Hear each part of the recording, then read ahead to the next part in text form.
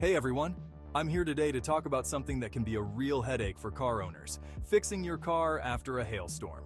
If you've ever walked outside to find your car battered by hail, you know the sinking feeling that comes with seeing those dents and dings. But don't worry, I'm going to walk you through auto hail repair, step by step.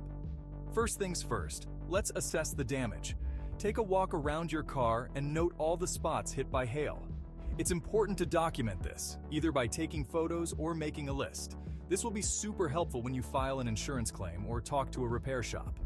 Now, onto the repair options. There are mainly two types of repairs for hail damage: traditional body repair and paintless dent repair, or PDR for short. Traditional repair involves sanding down, using body filler, and repainting the damaged areas. It's pretty effective but can be time-consuming and expensive.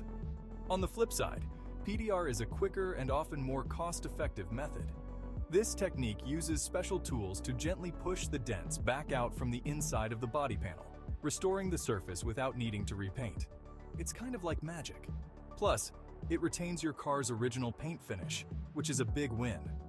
Choosing the right repair method depends on the severity and number of dents, as well as your budget. If you're unsure, it's always a good idea to consult with professionals. They can guide you on the best route to take to get your car looking as good as new. Lastly, let's talk about prevention.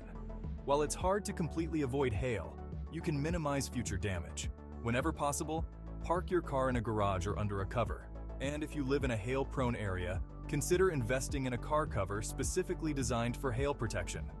Remember, taking the right steps after a hailstorm can save you a lot of time and money on repairs. So, assess the damage, choose the appropriate repair method, and consider preventative measures for the future. Your car will thank you. Thanks for tuning in, and I'll see you next time with more car care tips.